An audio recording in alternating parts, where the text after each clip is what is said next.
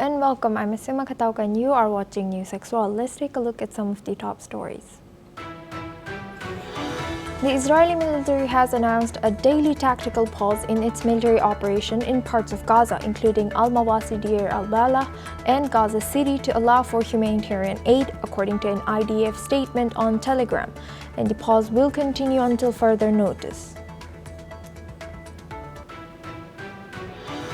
Meanwhile, Israeli troops have boarded the Gaza-bound activist boat Handala as it approached the coast. According to multiple media reports, the Freedom Flotilla coalition has accused Israel of abducting the crew. Meanwhile, Hamas condemned the seizure as an act of piracy and called for international intervention.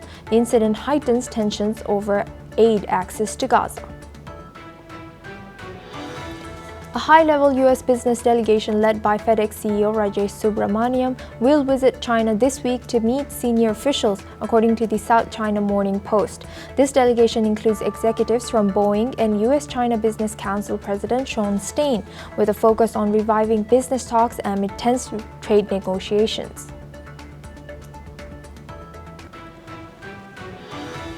Meanwhile, the U.S. President Donald Trump is set to meet European Commission President Ursula von der Leyen today amid his 4-day visit to the United Kingdom. She meets him with the hope to clinch a last-minute trade deal. Meanwhile, Trump has voiced 50-50 chance over the success of sealing the deal. Russia has accused Kyiv and Western nations of blocking diplomatic solutions to the Ukraine conflict. According to Kremlin spokesman Dmitry Peskov, Peskov has further claimed Moscow prefers political and diplomatic resolution but continues military operations due to rejections of dialogue initiatives.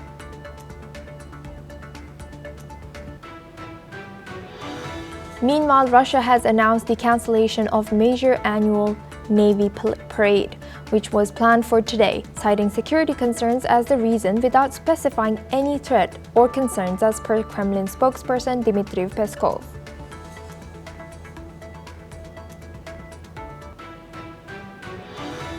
Thailand and Cambodia continue exchanging artillery fire across their disputed border, despite a ceasefire call facilitated by the U.S. President Donald Trump.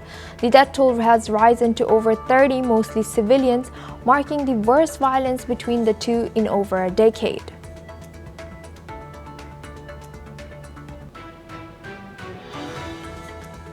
A Sudanese coalition led by the paramilitary Rapid Support Forces has announced the formation of a parallel government amid the ongoing civil war. According to coalition spokespersons, Mohammed Hassan al-Taishi has been appointed as a prime minister, while RSF commander Mohammed Hamdan Dagalo will head the newly formed presidential council.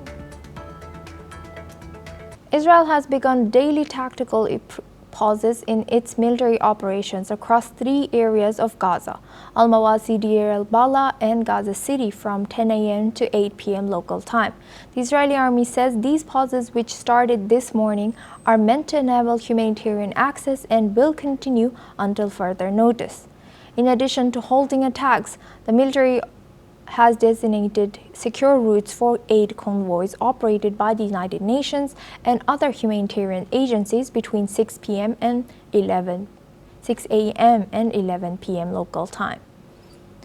Israel says no ground troops are operating in these zones, making them safer for aid delivery. However, critics argue that limited hours and ongoing fighting elsewhere still hinder relief efforts for Gazans facing starvation and displacement.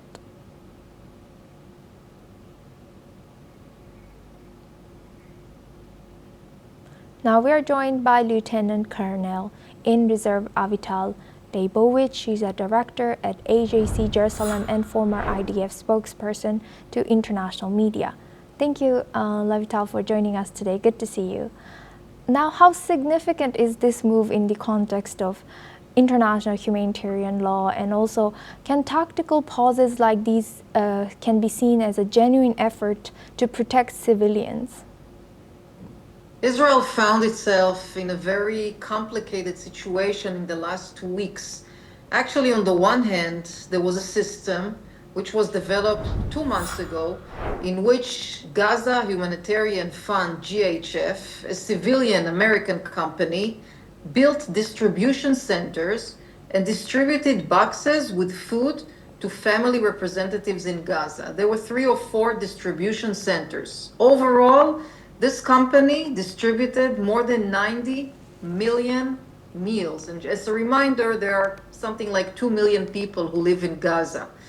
Having said all of that, Hamas didn't like it. Hamas didn't like it because this means that it lost its control on the food going into Gaza. Beforehand, when trucks with cargo went in, Hamas armed gunmen took control of the cargo, took control of the aid, and decided who they're selling it to in the market or in their families or other Hamas operatives. And of course, the prices were very high, and these were goods which were supposed to be given freely. So, unfortunately, due to very extreme international pressure, last night at the Israeli cabinet, there was another decision that was taken that in addition to this American company, GHF, which is distributing the meals, there will be also parachuting of humanitarian aid by the IDF. This actually started already last night. And in addition, there will be in some areas a lull. A lull means that in this period of time, from the hours you mentioned, there will be no fighting, there will be no attacks, and then people could go to the relevant humanitarian centers and collect the aid. And Davita, critics argue that the limited hours of the tactical pauses combined with ongoing fighting elsewhere in Gaza still hinder relief efforts. How do you assess this effectiveness of these pauses in facilitating humanitarian aid? Well, we need to know because today is the first day of such a pause. But the idea is to separate 2 areas, one area or a few areas for humanitarian aid, and the other areas where the fighting is still taking place.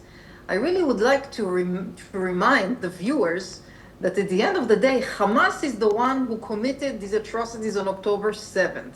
Hamas is still holding 50 hostages inside Gaza, and Hamas was the one who declined every single concession in every agreement that Israel did in Doha in Qatar on Thursday. So basically, the war could have been over a long time ago, but Hamas is refusing to go forward, to agree to this kind of an agreement and put the war behind us, which also shows how much Hamas does not care about the people of Gaza. And Avital, what role can international organizations like the United Nations or UNRWA play in advocating for more and comprehensive, also sustained humanitarian access to Gaza? I would say that the key issue is cooperation with the Israeli institutes that are facilitating the goods and the aid into Gaza. Unfortunately, in the last 2 weeks, before we reached this crisis, this international crisis, there were more than 900 trucks of international organizations filled with goods, with medicine, with different types of aid that were waiting on the Palestinian side of the crossings in Gaza and not being driven inside for different reasons. So this situation should not be repeating itself. I believe that in a good working mechanism between these NGOs and the Israeli authorities, more aid could be facilitated inside Gaza in a more successful way. At the end of the day, Israel does not want to harm the innocent people in Gaza. The problem that Israel has is with Hamas, who does not recognize Israel's right to exist. Thank you very much, Lieutenant Colonel in Reserve Avital Leibovich, for joining us and sharing your insight as an expert at Jerusalem and former IDF spokesperson to international media. Now we move on to our next news. Diplomatic efforts are intensifying as Cambodia and Thailand respond to President Trump's call for an immediate ceasefire. Cambodian Prime Minister Hun Manet publicly endorsed the U.S. proposal, also agreeing to Malaysia's earlier initiative. Thailand has welcomed the dialogue but stressed that it won't commit unless Cambodia guarantees safety for Thai civilians near the border. Acting Thai Minister Puntham Vichayachai proposed a foreign minister-level meeting to negotiate conditions for troop withdrawals and weapons stand-down. President Trump, who spoke with both leaders on Saturday, have confirmed they agreed to meet promptly, pausing tariff talks until hostilities cease. With the region on edge, the international community is closely watching whether these diplomatic overturns will translate into peace. Let's listen in to what both nations had to say.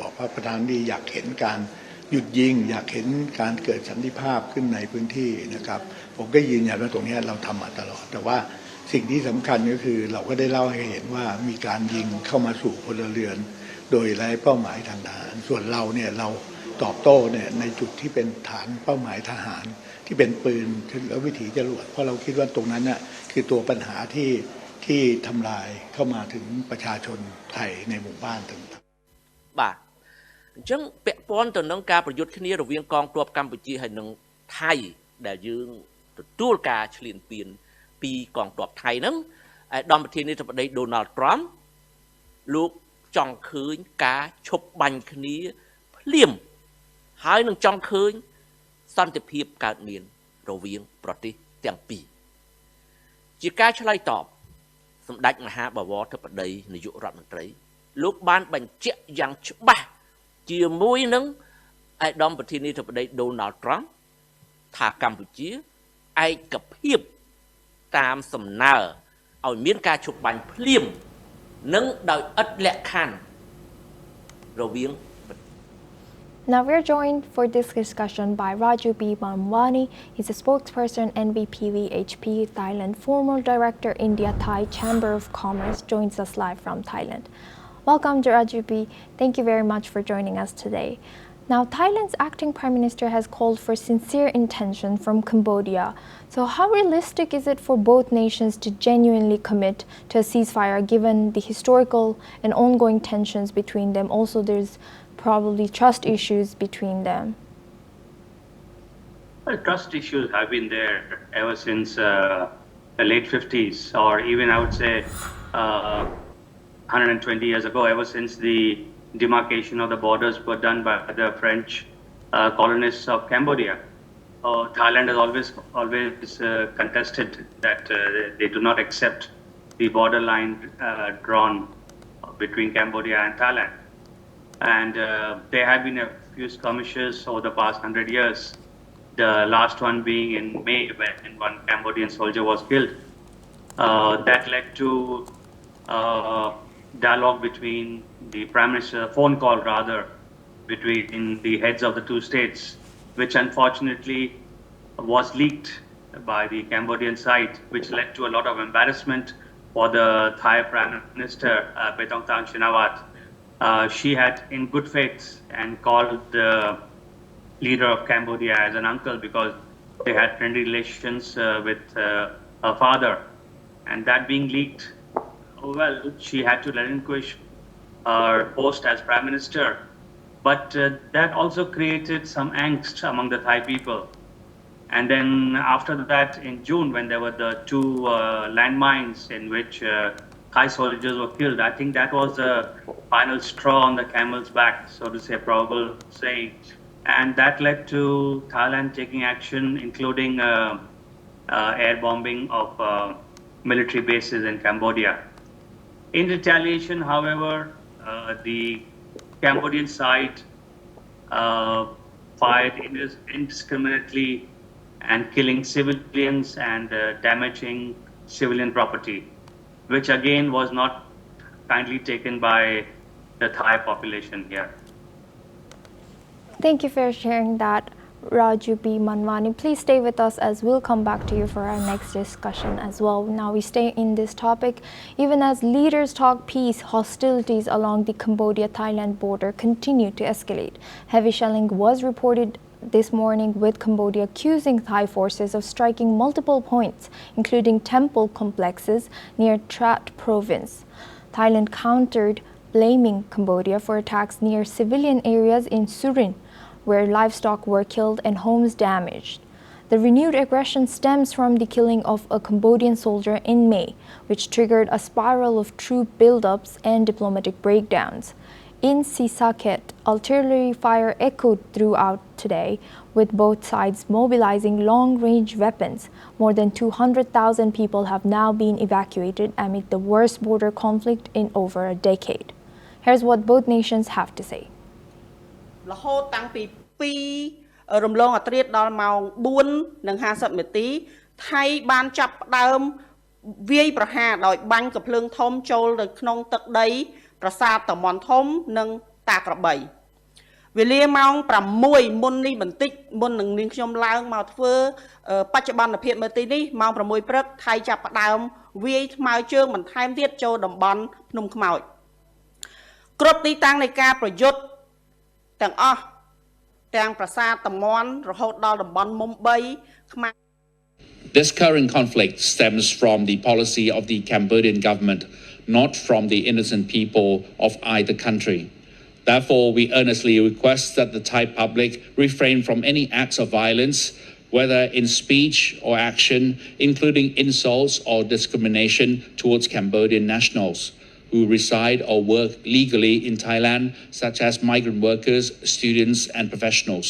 In terms of our casualties of 0900 hours today, there have been 13 civilians killed, 11 seriously injured, one more from yesterday, and 12 moderately injured and 13 slightly injured, totaling 49 casualties. Now we go back to our guest discussion with Raju B. Manwani. He's a spokesperson and VPBHP for Thailand, former director, India-Thai Chamber of Commerce. Thank you for staying with us.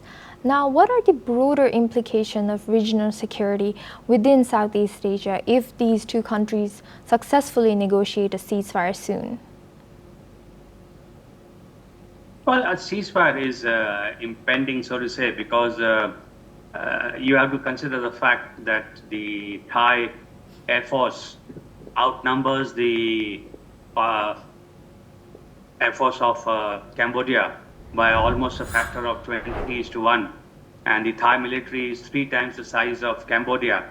So I don't think there's a contest over there. So it's only the best thing would be for fair and sensible heads to get together and call it a truce. Now, as you must have heard, US President Donald Trump has also asked for a ceasefire and dangled the so commonly used trade deal tactics over here. But the Thai Prime Minister has said, thank you, Mr. Trump, and we don't need third-party mediation, and I think we can do it on our own. The local regional parties, I think, who would be involved would be China. ASEAN, unfortunately, has been too quiet. I was expecting ASEAN to come into the picture a lot more earlier. Malaysia has tried its bit, but I'm not sure they are going all out and getting both sides successfully to the table and brokering a ceasefire at the moment. Yes, and Rajit, now how significant is President Trump's role in facilitating a ceasefire between these two countries? Does this signal a new era for U.S. diplomacy in Southeast Asia?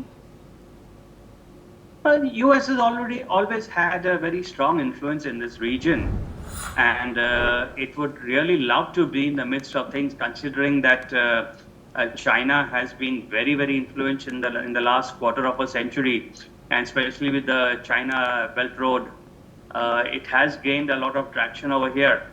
And China, US, along with India, Australia, and Japan in the Quad, have been trying to make sure that Chinese influence does not get too much over here. So US would love to have a role, but I don't see in this small skirmish, I would call it small, even though there's been loss of lives of over 30 and a lot of property damage with almost 200,000 civilians being displaced. US would really not be that much, play that much of a role, in my opinion. But of course, if Mr. Trump thinks that he can dangle the carrot of the trade deal and try to barter a deal, well and good. I'll be happy for it if he can. But I think the main thing is the trust between the two countries. That has to resolve first, and that will require the leaders of the two countries and the armies of the two countries, the heads of the two armies, to sit down and talk it over. It's a long-standing border issue, and I think it's about time that we put this to bed. Thank you very much, Raju B. Manwani, for joining us and sharing your insight. Now we move on to our next news. Heavy rainstorms across northern China, including the Beijing region, have resulted in 2 confirmed deaths and 2 missing persons, while forcing thousands to evacuate their homes. The worst affected area is Hebei province, where a record 145 millimeters of rain fell per hour. Flooding and landslides have affected rural villages in the Miyun district of Beijing, with over 3,000 residents relocated as authorities work to manage rising water levels. The Miyun reservoir recorded an unprecedented peak inflow of over 6,500 cubic meters per second. Meteorologists warn that rainfall will intensify in the coming days, increasing the risk of flooding and mudslides. According to experts, this extreme weather pattern threatens China's agriculture sector and millions of residents.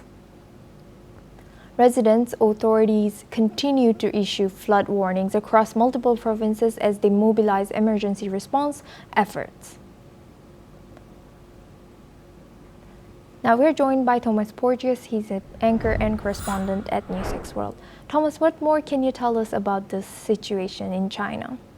Well, yes, Asuma, as you've already said, this Hebei county just south of Beijing has been hit the hardest, with 2 people confirmed dead and 2 more missing. Authorities are continuing to look for those 2 missing people. However, we have yet to get any news in regards to that. As you've said, storms and heavy rainfall is very, very common in this region. However, given the extremity of the rainfall over the past 2 days, it seems that authorities were not ready for something of this magnitude.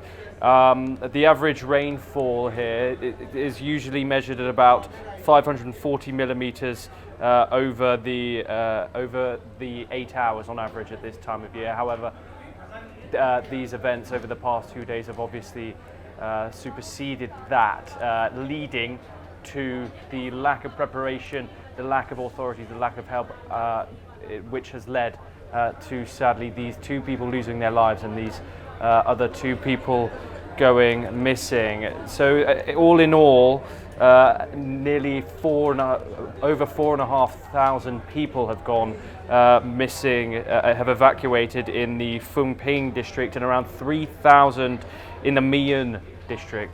These 2 districts, both south of that Beijing region. The infrastructure impact will be large, and we will continue to bring you all the updates in regards to these rains in northern China. Thank you very much, Thomas, for sharing that insight. Now we move on to our next news. North Korean leader Kim Jong-un has vowed victory in what he calls the nation's anti-imperialist, anti-US struggle, as the country marked the 71st anniversary of the Korean War armistice. In a statement carried by state media, Kim reaffirmed North Korea's commitment to strengthening its military and achieving national prosperity. July 27, he referred to by Pyongyang as Victory Day, commemorates the 1953 armistice agreement signed with the United States and China, which ended active combat in the Korean War. Amid growing military ties with Moscow, thousands of North Korean troops have reportedly been deployed to Russia's Kursk region to support its war in Ukraine.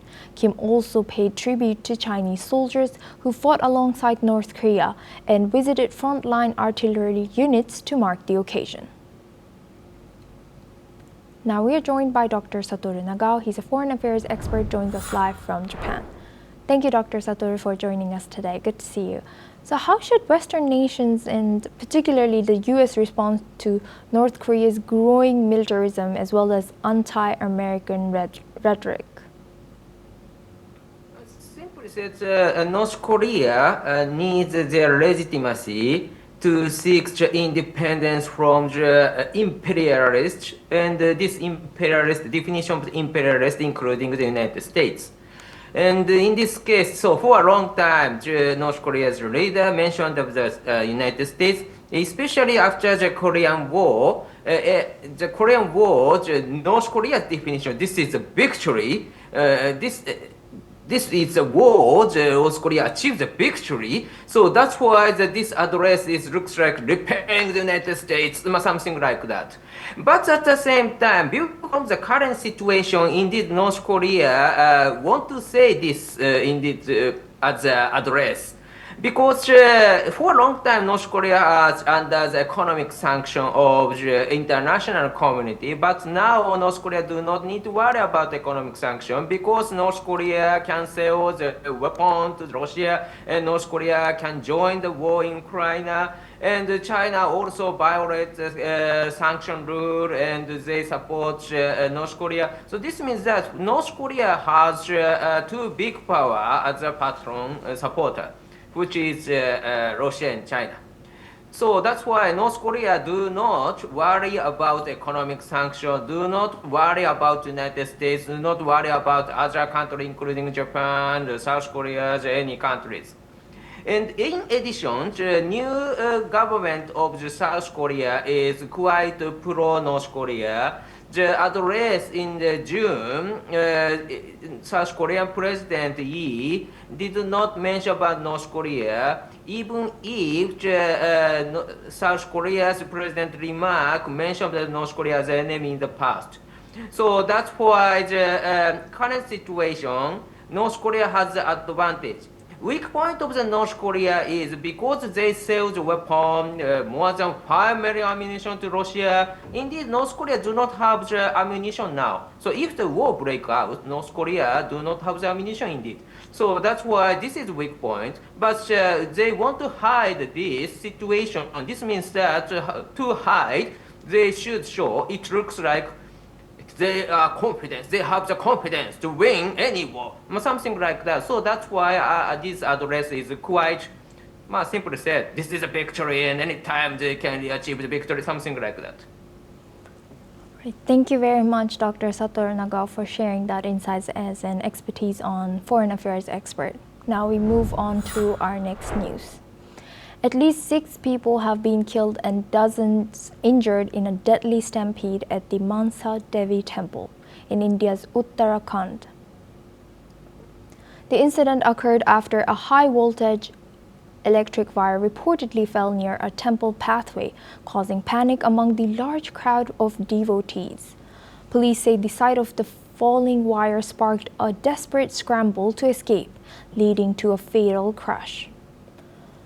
Officials have confirmed that 1 person died from electrocution, while others were killed in the stampede. At least 35 people were injured and taken to the hospital, 7 of whom remain admitted.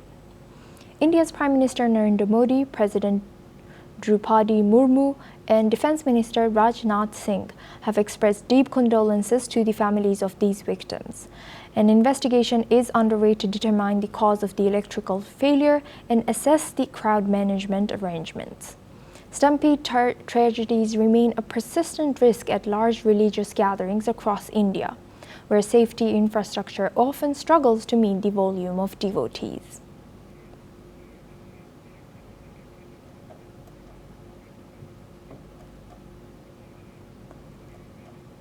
Now we're joined by Swami Shaileshanand Giri, joining us live from Ujjain.